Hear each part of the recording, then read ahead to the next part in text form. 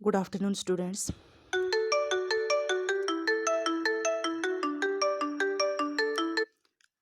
I hope you all are fine. Dear students, from class 6 social science textbook, book 3rd, that is political science, we have discussed the key elements of a democratic government, and today we will discuss its last paragraph. And its last paragraph is equality and justice. So, dear students, before discussing this chapter, this topic, sorry, at equality and justice, so have a look at the need to resolve the conflicts.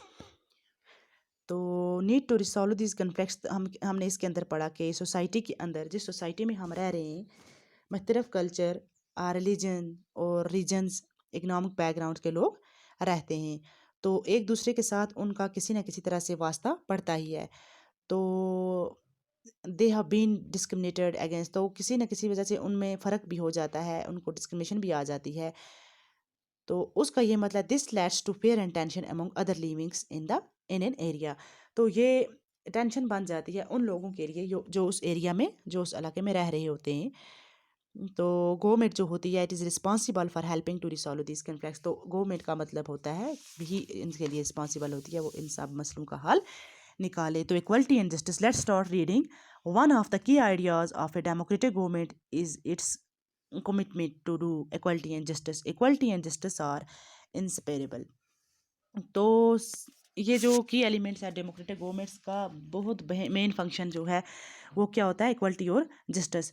तो equality और justice का मतलब होता है कि ये जो है साथ बाई साथ वन बाई वन, मतलब इनको हम डिस्कस। तो इक्वलिटी का मतलब होता है कि सोसाइटी के अंदर सब लोग, सब के लिए लॉज जो नॉर्म्स बने सब के लिए बराबर हैं। किसी को भी डिस्क्रिमिनेट नहीं करना है कि आप गरीब हो, आपको अमीरों के साथ नहीं उठना बैठना है, या अमीरों के लिए अलग किस्म की फैसिलिटीज़ हैं और गरीबों के लिए अलग किस्म की।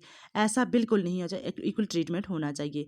तो जस्टिस भी मतलब हर एक को मतलब इंसाफ दिलाना है। तो हमने देखा था earlier practice of untouchability is now banned by law. This group of people were denied education, transport और medical facilities and even the chance of chance to offer prayers. Dr. Ambedkar, whom you have read about earlier in this book, and may others like him, realized that such practices must not continue and that justice can only be achieved when people are equally treated equally.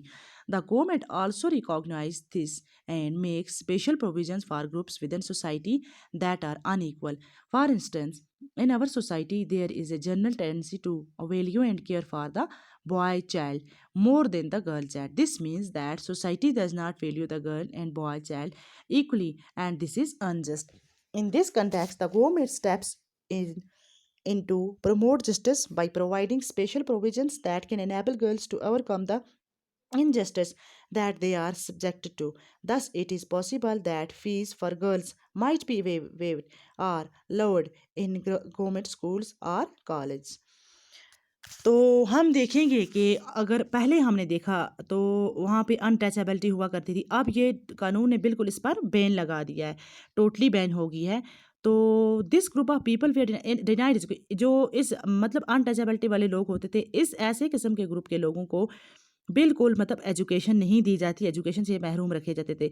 इनके लिए transport facility नहीं थी, इनके लिए medical facility नहीं थी, and even the chance to offer prayers, हालांकि इनको इबादत करने के लिए भी चांस नहीं दिया जाता था। तो डॉक्टर अम्बेडकर जो था, जिसके बारे में आपने पढ़ा भी है, वो और दूसरे बहुत सारे ऐसे लीडर्स जिनको ये एहसास हुआ, जिन्होंने ये रियलाइज़ किया, एहसास हुआ कि such practice must not continue and that justice can only be achieved when people are treated equally. तो इनको ये बिल्कुल एहसास हुआ, इनको लगा कि इस ऐसी सिचुएशन अगर रहेगी, अगर ऐसी प्रैक्टिस कंटिन्यू रहेंगी, तो ये जो सिचुएशंस हैं ये जस्टिस बिल्कुल प्रोवाइड नहीं कर पाएंगी। किनको? लोगों को। तो लोगों को इक्वली ट्रीटमेंट नहीं दिया जाएगा अगर ऐसी कंडीशन सोसाइटी के अंदर रही। तो अब हम देखेंगे जो गवर्नमेंट है इज आल्सो रिकॉग्नाइज दिस।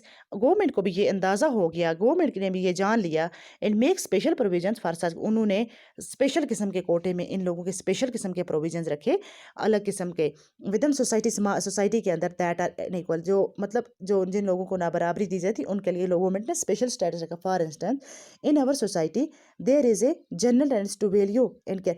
हमारे समाज में हम देखते हैं कि अगर लड़का पैदा होता है तो उसको काफ़ी वैल्यू दी जाती है जनरल टेंडेंसी में, तो काफ़ी वैल्यू दी जाती है, जबकि जब लड़की पैदा होती है तो उसको नहीं। इसका मतलब है कि society, this means that society does not value the girl. ये समाज जो है लड़की को इतनी वैल्यू नहीं दे रहा है बनिस्बत किसके, इन द बॉय चाइल्ड।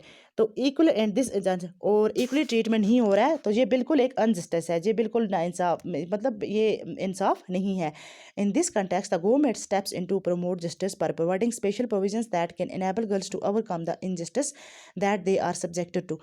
तो इसका मतलब हुआ कि अगर इसने गवर्नमेंट ने कुछ स्टेप्स उठाए, उन्होंने मतलब जब देखा कि लड़कियों को महरूम रखा जा रहा है बनिस्बत किसके, लड़कों को स्पेशल स्टेटस दिया जा रहा है जबकि लड़कियों को, तो गवर्नमेंट ने कुछ स्टेप्स ऐसे उठाए कि जिन्होंने उनके लिए कुछ ऐसे स्पेशल प्रोविजन निकाले ताकि वो लड़कों से आगे निकल सकें और उनको भी जस्टिस मिल सके, दैट आर सब्जेक्टेड, जो वो हासिल कर सकें। Thus it is possible that fees for girls might be are lower. तो फ़ी जो थी किसकी, लड़कियों की, ये कम रखी गई इन गवर्नमेंट स्कूल्स के अंदर, और गवर्नमेंट स्कूल्स के अंदर लड़कियों के लिए फ़ी भी कम रखी गई थी।